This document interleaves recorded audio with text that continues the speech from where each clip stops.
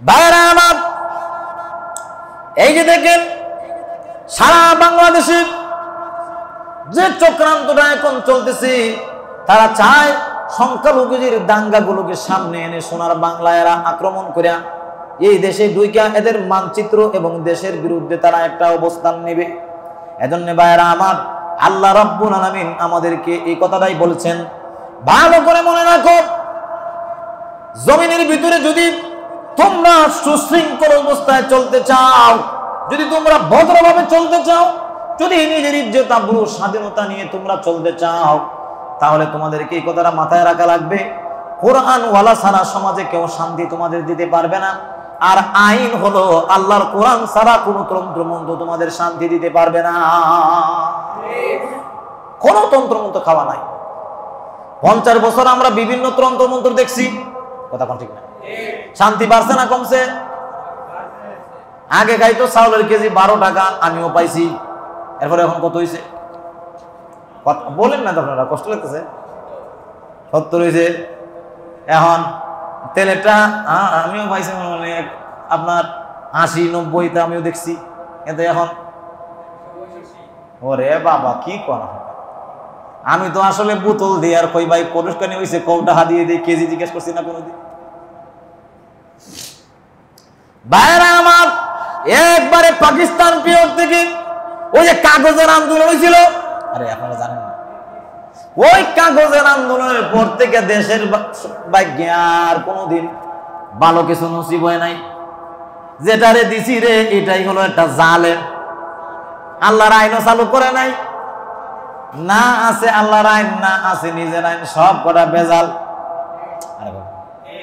তো কাজে কাজেই 50 বছরে যেহেতু গণতন্ত্র দিয়ে আমাদের ভাগ্যের পরিবর্তন হয় নাই, তাহলে আপনারা এবার জুড়ে বলুন তো দেখি, আল্লাহ যে ঘোষণা দিয়েছেন কোরআন ছাড়া পরিবর্তন হবে না, কথাটা সত্য না মিথ্যা? তার দলিল কি? 50 বছরে সোনার বাংলার কোন চেহারার পরিবর্তন।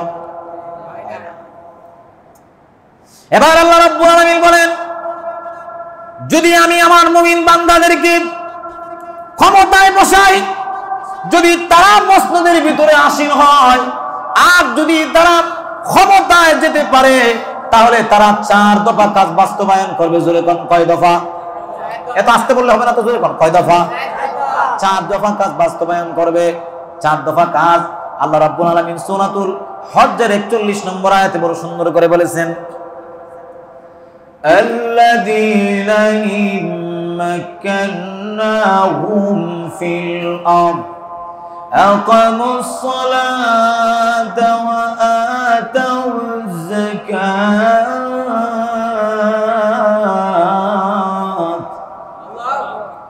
ওয়া আমারু বিল মা'রুফি ওয়া নাহাউ আনিল মুনকার ওয়ালিল্লাহি আকিবাতুল উমুর।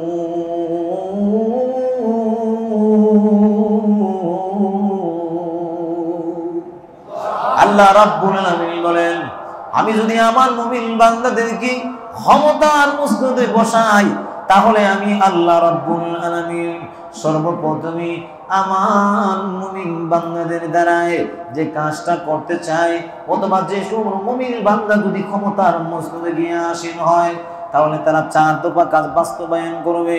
আল্লাহ রাব্বুল আলামিন বলেন, আল্লাযীনা ইম্মাক্কান্নাহুম ফিল আরদি আকামুস সালাতা। আল্লাহ রাব্বুল আলামিন বলেন, সর্বপ্রথম মুমিন বান্দা মসনদে যাওয়ার পরে এই কথার ঘোষণা দিয়ে দিবে, এ দেশবাসী, তোমাদের কাছে আমি সরকার প্রধান থেকে বার্তা হলো, আগামীকাল থেকে অফিস আদালতে যথাস্থানে মসজিদে গিয়ে নামাজ আদায় করবা।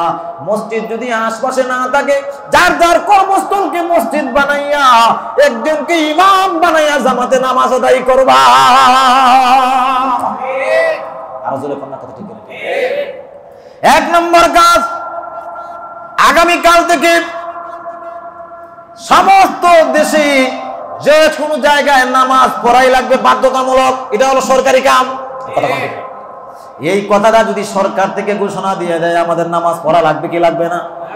আরো জোরে কোন লাগবে। এরপরে আল্লাহ রাব্বুল আলামিন কি বলেন শুনেন, দুই নম্বর কাজ হলো মুমিন বান্দাকে যদি আমি আল্লাহ ক্ষমতার মসজিদে আসীন করায়া দিই, তাহলে মুমিন বান্দার দুই নম্বরে কাজ হলো ওয়া আতাউজ যাকাতা, যাকাত প্রদান করাই লাগবে, যাকাত প্রদান করাই লাগবে। যাকাত যারা দিবে না এদের ব্যাপারে যুদ্ধ ঘোষণা। হযরতে আবু বকর সিদ্দিক বলেন, আল্লাহর রাসূলের জামানায় যারা যাকাত দিত, তাহলে ওই যাকাত যদি একটা ছাগলের রশি যদি সে এখন না দেয়, আল্লাহর কসম আমি আবু বকর তার বিরুদ্ধে জিহাদের ঘোষণা দিয়ে দিব। তাহলে আপনার যদি যাকাতের অর্থনৈতিক ব্যবস্থা চালু হয়, তাহলে এনজিও মার খেয়ে যাবে, আর কথা কয় না। সুদ ভিত্তিক অর্থনৈতিক মার খেয়ে যাবে। 10 বছর পরে সোনার বাংলায় গরিব আর তালাশ করে পাওয়া যাবে না। আপনি হিসাব করে দেখেন, যার মালিক যারা, অনেক টাকার মালিক যারা, সঠিকভাবে যদি সরকার জিম্মাদারি নিয়ে যদি যাকাত আদায় করে, তাহলে আমার মনে হয় এলাকার গরিব 10 বছরের পরে আর পাওয়া যাবে না, আর পাওয়া যাবে না। এটা আপনাদের বিশ্বাস হয়নি? আমরা বাংলাদেশে দেখেছি কালিওয়ালা লুটতারাজ, ও কায় অমুকের টাকা, সে কায় তার টাকা, এটা চলে যায় বাইরের দেশে, বানাই ফেলে বেগম পাড়া, এরপরে আরো টাকা পয়সা নিয়ে সব কটা বাইরের দেশের মধ্যে গিয়া সব টাকা নিয়ে ওইখানে সেকেন্ড হোম বানায় ওরা থাকে। আর সোনার বাংলার অবস্থা 12টা। এবার প্রবাস থেকে যে সমস্ত আমার রেমিটেন্স যোদ্ধা ভাইয়েরা বাড়িঘর চাইরা, মা বাবা চাইরা, নিজের আত্মীয় স্বজন ছেড়ে দিয়ে বাইরের দেশ থেকে যারা রেমিটেন্স এই দেশের জন্য উপার্জন করে, এদের শান্তি নাই।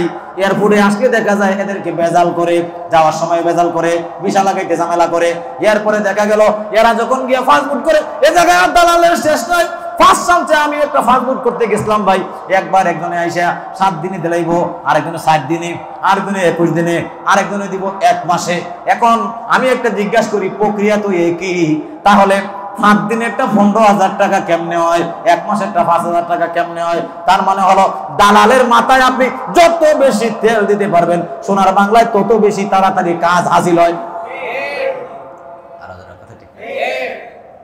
ভাইয়েরা আমার, আমি ইন্ডিয়ার সফর থেকে বাংলাদেশে যখন আসলাম, ওই দেশ থেকে 40 কেজি মাল বহন করার মতো রাষ্ট্রীয়ভাবে অনুমতি আছে। কথা কয়, আমার বিশারিটা পাওয়ার আনতে পারবো আমি যদি বৈধ হয়। কিন্তু ওই দেশের কোনো অবৈধ জিনিস আপনি আনতে পারবেন না, যেমন অস্ত্র, মাদক, এগুলো পাইলে ভেজাল। আপনি একটু কাপড় আনলেন, মনে করেন একটু জিরা মিরা নিয়ে আসলেন।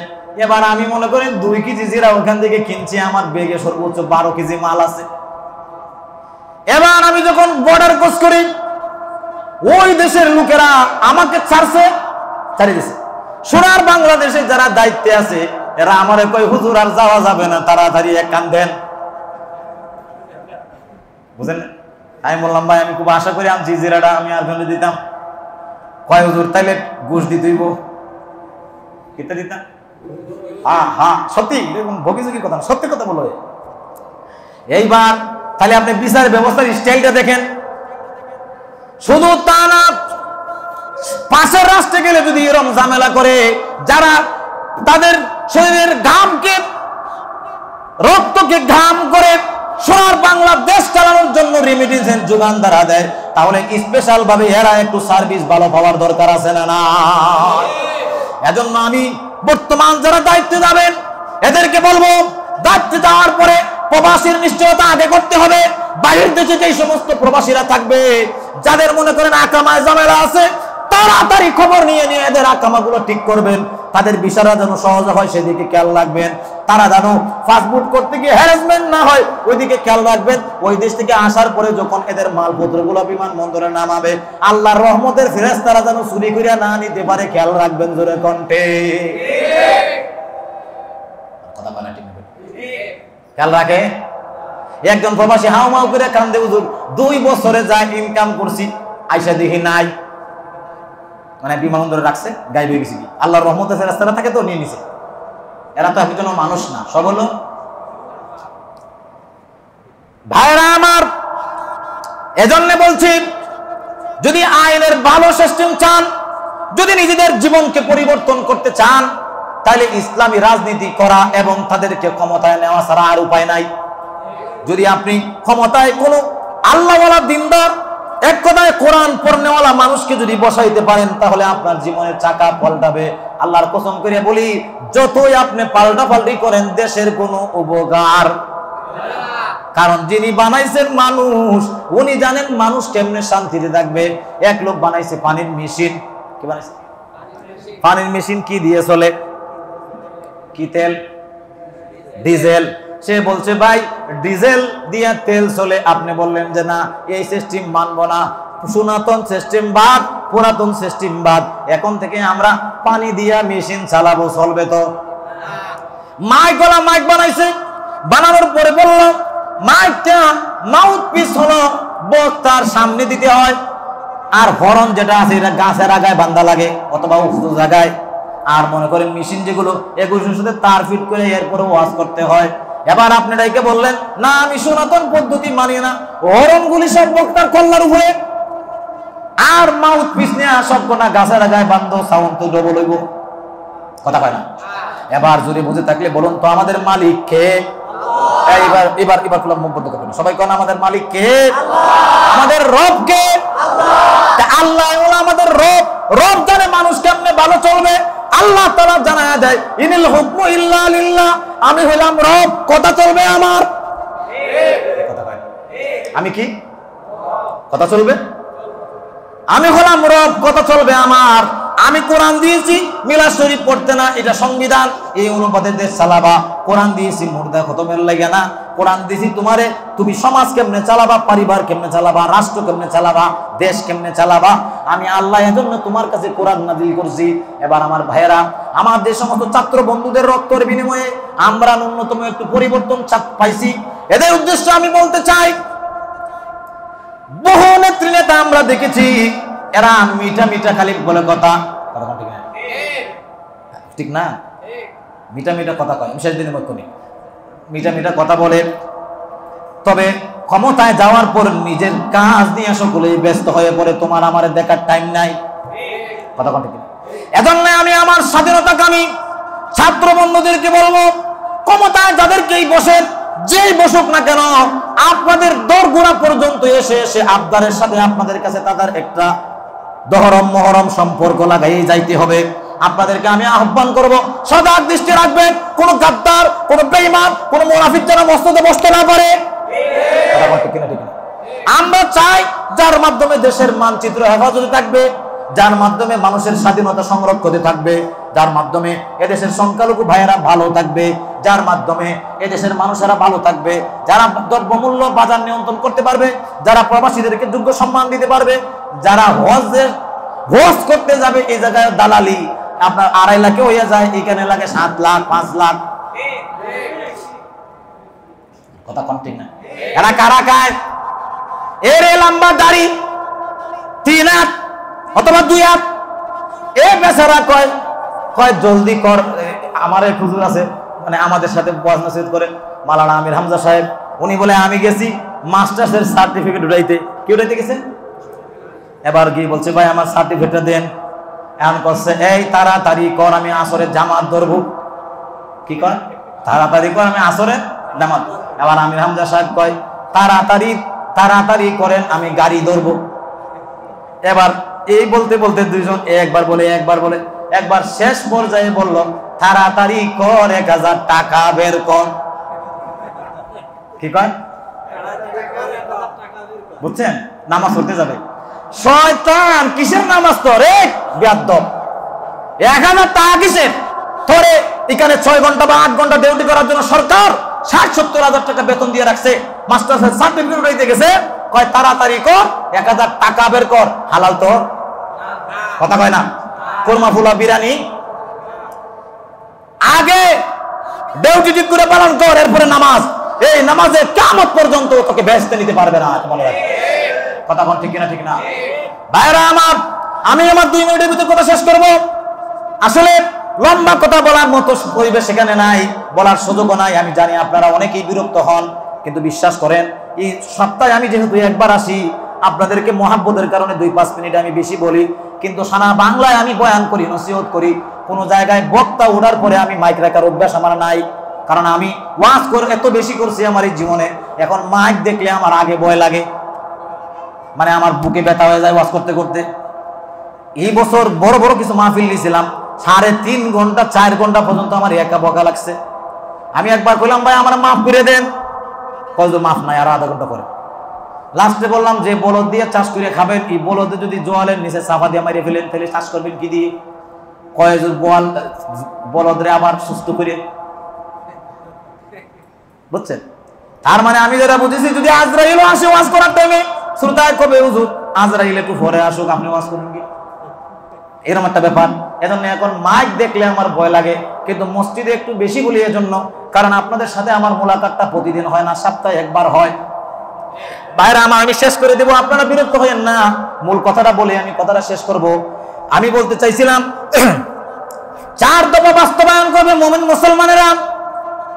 1 নম্বর নামাজ, 2 নম্বর যাকাতটা উসুল করবে। যাকাত যদি সরকার উসুল করে, আয়সা যদি একবারে মনে করেন কোর্ট বসে যাকাতটা আদায় করে, যে ঠিক মতো যাকাত দিবি, এর মালের পরিমাণ এত, এত, মনে করেন টাকা আছে 100, যদি 40% সে যদি যাকাত দেয়, কত দেওয়া লাগবে? 40 টাকা। তাহলে এরকম ভাবে যদি যাকাত দেয়, বলেন গরিব আর থাকবে? কিন্তু আমাদের বড় বড় এই সিস্টেম, যাকাত সিস্টেমকে বাদ দিয়া এবার একটা সিস্টেম বের করছে, কর, আয় কর। এবার দেখা গেল একজনের কোটি কোটি টাকা আছে, আয় কর দিছে 1 লাখ। আর সোনার বাংলায় 1.5 কোটি টাকা যার ব্যাংকে আছে, সে হলো ভিআইপি। এবার আপনি যখন যাবেন ভাই, আপনি এবার সুদখোর ঘুষখোর আপনি যাই হন, সুদ ডাকাত লুচ্চা যাই হন, বদমাশ যাই হন, যদি আপনি 1.5 কোটি টাকাতে আপনার বাপ আছে, আপনি গেলেই আপনার জন্য সার্ভিস আলাদা। আপনি যে মোল্লা বেটা ইমানদার আল্লাহওয়ালা, আপনার কোনো দাম। এই বৈষম্য ভাঙতে হবে, মনে রাখতে হবে, সঠিক মানুষকে সঠিক যোগ্যতা অনুযায়ী তার চাকরি, সঠিক যোগ্যতা অনুযায়ী তার মেধা অনুযায়ী তার পজিশন, এটা নিশ্চিত করতে হবে। এজন্য আমি আমার ছাত্র ভাইদেরকে বলবো, আগামীতে তোমরা যাকেই বসাও না কেন অসুবিধা নাই, কিন্তু যে তোমাদের হককে খেয়াল রাখবে, প্রবাসীদের হক খেয়াল রাখবে, জনগণের দিকে খেয়াল রাখবে, এরকম একজন যোগ্য নেতা আমরা, যোগ্য একজন নেতা আমরা ওই চেয়ারে দেখতে চাই, ঠিক কিনা? 3 নম্বরটা হলো, 3 নম্বর বাস্তবায়ন কি করবে আল্লাহ বলেন? আল্লাহ তাআলা বলেন, ওয়া আমারু বিল মারুফ ওয়া নাহাউ আনিল মুনকার। আল্লাহ রাব্বুল আলামিন বলেন, আদেশ করবে, আদেশ, অনুরোধ না, আদেশ করবে সৎ কাজের। আগামী কাল থেকে এই পুরা যশোরের ভিতরে কোন নগ্ন সিনেমার পোস্টার দেখতে চাই না। আর কথা বলতে গেলে এ কথা আমি কইলে হবে? কথা কয় না, আমি বললে হবে? আমার কইতে হবে, মাননীয় ডিসি মহোদয়, আপনার কাছে আমার অনুরোধ, এই ধরনের না দিয়ে কি খাবার খাওয়া আছে? কথা কয় না, আমার অনুরোধের খাওয়া আছে? এই খাওয়া আছে, 4 পয়সারও দাম নাই। ভাইরা আমার, এজন্য মনে রাখতে হবে, আপনি তেঁতুল গাছ লাগাইয়া যেমন ভাবে ফজলি আমের আশা করা যায় না, ঠিক তেমনি ভাবে ভোট দিবেন আপনি সুররে, ভোট দিবেন আপনি ফেরাউনের খালাতো ভাই আর মামাতো ভাইরে, আর ভোট দিবেন আপনি ডাকাতরে, ভোট দিবেন আপনি লুচ্চারে। আপনি আবার লুচ্চামি বন্ধ করবেন, এটা হইতে পারে না। আপনি যদি হক কাজ করতে চান, আপনার বিপদ আসবে। আপনি যদি গর্ববন্ধুর নাতি পুতুরে তাড়াইতে চান, এরাও আপনার বিরুদ্ধে লাঠি ধরবে, কি ধরবে না? এজন্য মনে রাখতে হবে, যাকে আপনি ভোট, এক লোক মনে করেন তেঁতুল গাছ লাগাইছে, লাগাইয়া সমস্ত পিসাবের পানি পড়াটা রাইনে কইছে, আল্লাহ আমি গরিব মানুষ, আমার হলো আল্লামা সাইদি রহমতুল্লাহ আলাই, বলেন সবাই রহমতুল্লাহ আলাই, আরো জোরে কোন রহমতুল্লাহ আলাই। এত বড় মনের মুফাসসির, উনি উদাহরণটা দিতেন, উনি বলতেন, এক লোক লাগাইছে তেঁতুল গাছ। কি লাগাইছে? তেঁতুল গাছ লাগাইয়া আলেম ওলামা ডাকিয়া পানি পড়াই না ঘুরাই দিছে, দিয়ে বললাম, আল্লাহ আমি গরিব মানুষ, আমার ফজলি আম লাগানোর সুরত নাই, মেহেরবানি করে আমার তেঁতুল গাছে ফজলি আম দেন হবে। আর কথা কয় না। আপনি চোরকে ভোট দিয়েছেন, ডাকাতকে ভোট দিয়েছেন, এই ঘুষখোর সুদখোরকে ভোট দিয়েছেন, আপনি জেনাকারীকে ভোট দিয়েছেন, আপনি লুটতরাজকারীকে ভোট দিয়েছেন। বলেন তো দেখি, সংসদে বৈশা বৈশা তারা কি আল্লাহর কোরআনের আইন বাস্তবায়ন করবে? তাহলে যেমন গাছ লাগাবেন তেমন ফল। এজন্য ভোট দেওয়ার আগে চোখ কান খোলা রেখে, কোরআন যে বিদ্বেষী, এর সাথে আমাদের কোনো সম্পর্ক নাই। যার নামাজ নাই এর সাথে আমরা নাই, যার রোজা নাই তার সাথে আমরা নাই, যারা ইবাদত বন্দেগীর সাথে আছে, যারা মুসলমানের পক্ষে আছে, আমরা তাদের সাথে আছি। আমরা সবাই দোয়াও করব, চেষ্টাও করব, যাতে করে আমাদের ভালো জায়গায় দিনদার ফরেজগার মুত্তাকি মানুষ যায়। যদি যাইতে পারে, আল্লাহর কসম করে বলি, এই জাতের চরিত্রের পরিবর্তন হবে, এই জাতের ভাগ্যের পরিবর্তন হবে। আমরা সোনার বাংলাদেশে মাহফিল করতে গেলেও অনুমতি লাগে, জোরে কোন কথা ঠিক কিনা? আল্লাহর কোরআনের আবার অনুমতি, যদি কোনো ডিসি বলে কোরআনের মাহফিলের অনুমতি না, এটা কাফের হয়ে যাবে, বউ 3 তালাক। আর কথা ঠিক না? কারণ হইলো আল্লাহর কোরআনের আবার অনুমতি কি মিয়া? এখানে কি আমি কি গান গাইতে আসছি? আল্লাহর কোরআনের অনুমতি কি? আর বলো তো দেখি জমিনের মালিক কে? জমিনে আল্লাহর কথা বলি আমি, তাহলে আমার আবার অনুমতি কিসের? তাহলে তুমি আল্লাহ থেকে উপরে। যে মনে করে যে আল্লাহর কথা আমার অনুমতি দিলে এরপরে যে হবে, তাহলে এটা মুসলমান থাকবে? আমরা সবাই জানি ইমানের দাবি হলো সমস্ত ক্ষমতার মালিক হলেন আল্লাহ। আল্লাহর কোরআন বলবে অনুমতি কিসের? এমন একটা মানুষ নির্বাচন করবেন, আপনার উপরে ঘোষণা দিয়ে দেবে একবারে পার্লামেন্টে, আমার সোনার বাংলাদেশে একদম কোরআনের মাহফিলের জন্য সব উন্মুক্ত। যেখানে বয়ান করবেন পুলিশরা যাবে গিয়ে ওই জায়গায় প্রোডাকশন দেবে, পুলিশদেরকে একটু খাওয়াই দিবেন, এরাও একটু মা বাবার জন্য দোয়া করবে। এক মাহফিলে এক পুলিশ এসে আমার মাইক দিয়ে গিয়ে ক্যারিয়ার মাইকটা সারিয়ে দেন হুজুর। আমি বললাম ভাই একটু দোয়া করি, দোয়া করার অনুমতি দেয় নাই। পরে বললাম যে অনুমতি দিলেন না কোনো, আমারও তো মনটা চায় আমার মা মারা গেছে একটু দোয়া করি, কিন্তু এই দৃশ্য যদি ক্যামেরায় আসে আর আমার ওসি সাহেব দেখে আমার চাকরি খেয়ে লাগবে। কথা কথা কিনা? তো কাজে কাজে এমন একজন মানুষ এই জায়গায় যাইতে হবে। এজন্য আপনাদের কাছে আবেদন হলো আপনারা বেশি বেশি করে দোয়া করবেন, আল্লাহ তাআলা যেন আমাদের ক্ষমতার চেহারে নেককার ফরেজগার আল্লাহওয়ালা দিনদার মানুষকে বসায়া দেয়। বলুন আমিন।